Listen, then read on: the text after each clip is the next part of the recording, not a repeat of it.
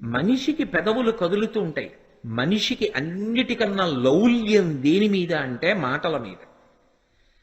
మనిషికి చాలా సవకబారుగా దొరికేటటువంటి సుఖం ఏమిటంటే మాట్లాడడం. ఎందుకని ఏమీ తోచట్లేదు అనుకోండి, పక్కింటి వాడిని పిలిచి మాట్లాడడం. ఏమీ తోచట్లేదు అనుకోండి, ఆయన ఏదో పాపము చదువుకుంటాడు, ఆయన ఏదో పని చేసుకుంటాడు, ఆయన ఇంటికి వెళ్ళి కూర్చుని మాట్లాడడం. ఆయన ఇంటికి ఎందుకు? నీకెటూ పని లేదు, ఆయన్ని ఎందుకు పాడు చేస్తావు? నా బోటి వాడి గురించి చెప్తున్నాను, మీరు అలా చేయరనుకోండి. ఆయన్ని ఎందుకు పాడు చేయడం? అంటే ఓ రూపాయి ఖర్చు అక్కర్లేదు కదా, మాట్లాడుకుంటే చాలు. కానీ ఈశ్వరుడు మాట ఎంత గొప్పగా ఇచ్చాడు. ఎవ్వరికీ లేదు మాట, మనుష్యుడికి ఒక్కడికే ఉంది. ఆ మాట చేత ఎంత కష్టంలో ఉన్నవాణ్ణి ఓదార్చవచ్చు. మాటతో బ్రతికుదాం అనుకున్నవాణ్ణి కూడా చచ్చిపోయేటట్టు చేసేయచ్చు. రావణాసురుడు మాట్లాడిన మాటలకి సీతమ్మ తల్లి చనిపోదాం అనుకోలా? అదే సీతమ్మ తల్లి హనుమ మాట్లాడితే బ్రతుకుదాం అనుకోలా? ఒకడి మాటకి బ్రతుకుదాం అనుకుంది, ఒకడి మాటకి చచ్చిపోదాం అనుకుంది. మాట అంత శక్తివంతమా కాదా? అంత శక్తివంతమైనటువంటి మాటకి ఆధారం పెదవులు.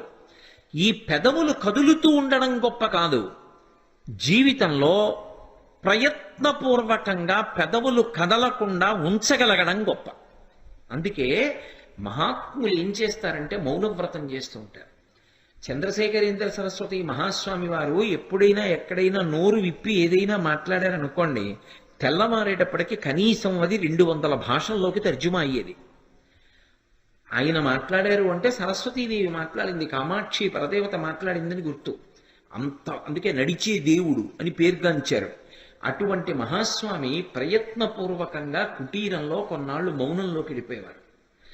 అసలు మనిషి జీవితంలో చిట్ట చివర పొందవలసిన స్థితి ఏది అంటే మౌనం. బతికున్న నాళ్ళు ఉపన్యాసం చెప్పకూడదు, కొంతకాలం ఉపన్యాసాలు చెప్పాలి. ఏదో ఒక పెద్దవాడు అయిపోయిన తర్వాత ఇంకా విడిచిపెట్టేయాలి. ఏదో ఒక రోజున ఇక నేను ఈ ప్రసంగాలు చెయ్యను, ఆప్ చేసేయాలి. ప్రసంగాలు చేయని వాడైతే ఇక లౌకికమైన మాటలు నేను ఎక్కువ మాట్లాడినా. మౌనంలో ఉండాలి. అసలు తరించుట, ఆత్మను అనుభవించుట అనేటటువంటిది మౌనంలోనే జరుగుతుంది. మౌనము ఆత్మని అనుభవించేటటువంటి స్థితి. వాక్కు దానికి భంగకరం.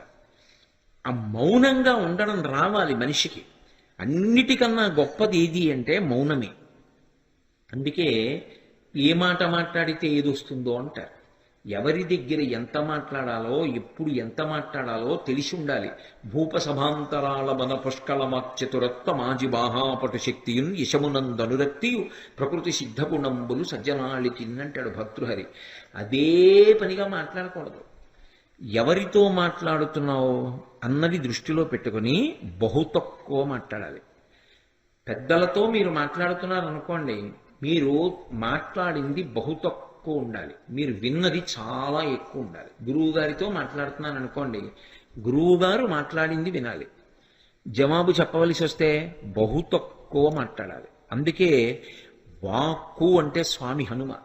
అంత హనుమ లంకాపట్టణానికి వెళ్ళి సీతమ్మ తల్లి దర్శనం చేసి రాక్షస సంహారం చేసి తిరిగొస్తే అంగదుణ్ణి కూర్చోపెట్టి వానరుల్ని కూర్చోపెట్టి మాట్లాడితే తను వెళ్ళిన విషయాలన్నీ వర్ణిస్తారు. రాముడు పిలిచి ఏమైందని అడిగితే దృష్ట్వా సీత అంటారు. సీతమ్మ చూడబడినది అంతే. పెద్దల దగ్గర ఎక్కువ మాట్లాడకూడదు, పెద్దల దగ్గర వినాలి. జీవితంలో మౌనం పాటించాలి, తక్కువ మాట్లాడాలి. ఎవరు ఎక్కువ మాట్లాడతాడో వాడి ఆయుర్దాయం తరిగిపోతుంది.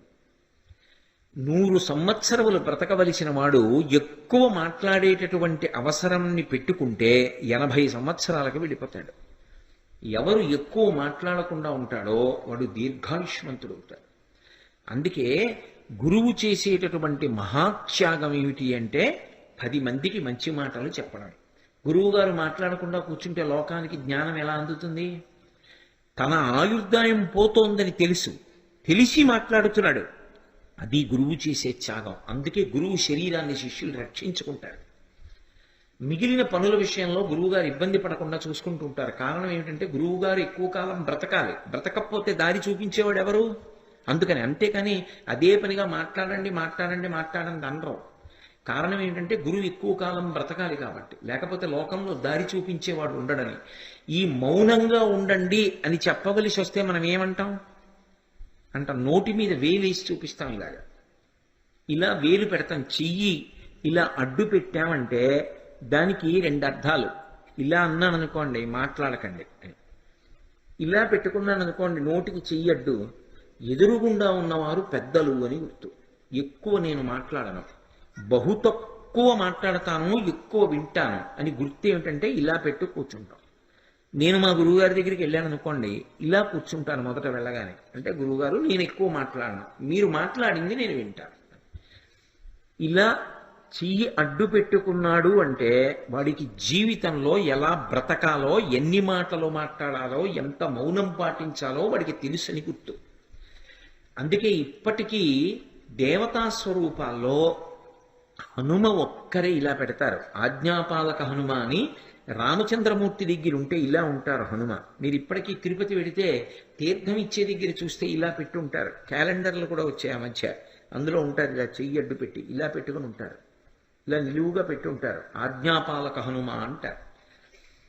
మనిషి ఎక్కువ మాట్లాడకూడదు, తక్కువ మాట్లాడాలి, ఎక్కువ వినాలి. అందుకే ఒక నోరు రెండు చెవులు.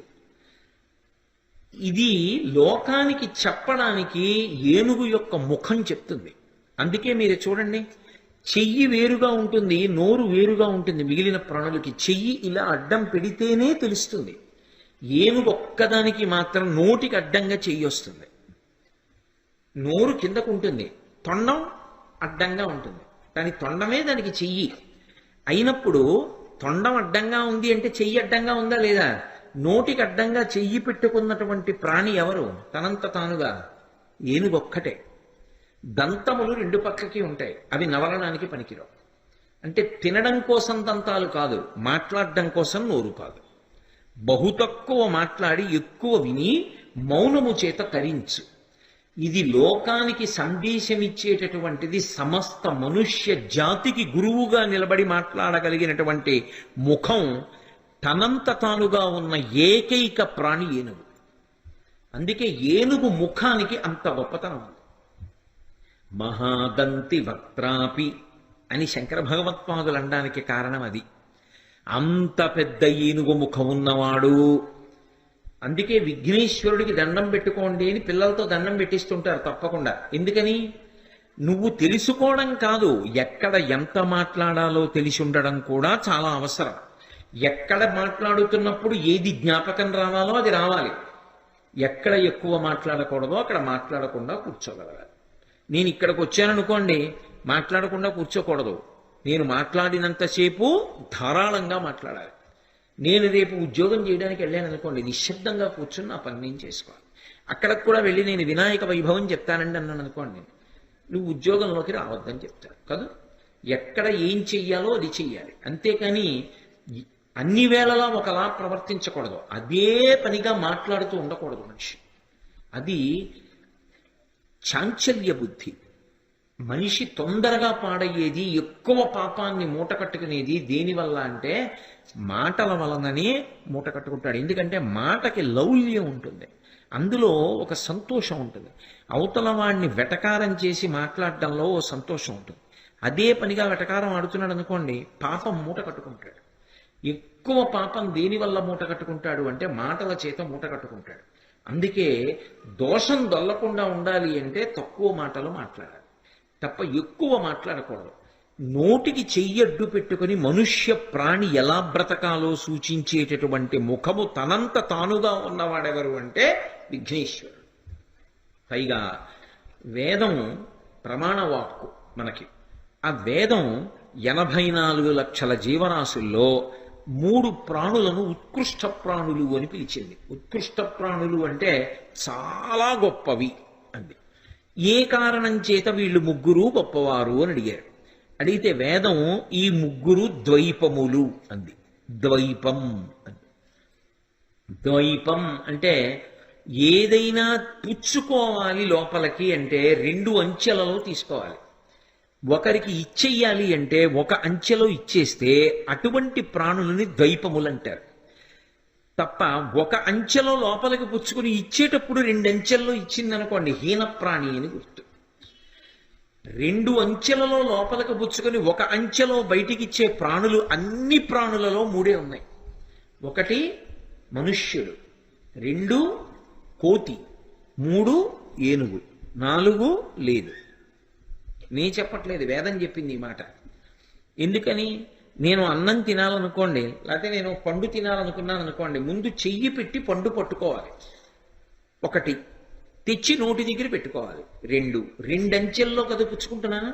అన్నం తినాలి, చెయ్యి పెట్టి అన్నం ముద్ద తీయాలి, అప్పుడు నోట్లో పెట్టుకోవాలి. 2 అంచెలు. నేను మీ దగ్గర నుంచి ఓ యాపిల్ పండు పుచ్చుకోవాలి, నేను ఇలా తీసుకోవాలి, నా దగ్గర పెట్టుకోవాలి. 2 అంచెలు. పుచ్చుకోవాలంటే 2 అంచెలు. ఇవ్వాలంటే నేను మీకు పండిచ్చేయాలనుకున్నాను అనుకోండి, ఇలా తీసి ఇచ్చేస్తాను. ఇచ్చేసేటప్పుడు 1 అంచె, పుచ్చుకోవాలంటే 2 అంచెలు. అంటే పుచ్చుకోవడం తక్కువ పుచ్చుకో, ఒకరికి పెట్టుకోవడం ఎక్కువ పెట్టుకో. ఇది సహజంగా ఉన్న ప్రాణులు ఏవి అంటే 2. కోతి అంతే, చేత్తో ఒకసారి పుచ్చుకుని నోట్లో పెట్టుకు తింటుంది. అదే కాలుగా వాడుకుంటుంది, మళ్ళీ ఇలా పట్టుకుని నోట్లో పెట్టుకుంటుంది. ఏనుగంతే, తొండంతో పట్టుకుంటుంది, నోట్లో పెట్టుకుంటుంది. ఇచ్చేయాల్సి వచ్చింది అనుకోండి, అక్కడ ఉన్న అరటిపళ్ళ అత్తలం తీసి ఇలా ఇచ్చేస్తుంది. ఇవ్వడం 1 అంచె, పుచ్చుకోవడం 2 అంచెలు. అసలు మనిషి బతుకు ఎలా ఉండాలో చెప్పేటటువంటివి, అలా బ్రతికేటటువంటివి చెయ్యడంలోనే, ఇలా చెయ్యడం ద్వారా నువ్వు ఎలా బ్రతకాలో నేర్చుకో అన్నది అంతర్లీనంగా ఉండేటటువంటి ప్రాణులు, అటువంటి శరీరాలు ఈ 2 అంచెలలో పుచ్చుకునేవి, 1 అంచెలో ఇచ్చేవి 3 ప్రాణులే. అందులో ఏనుగు 1. అందుకే ఏనుగు ముఖానికి అంత ప్రశస్తి వచ్చింది.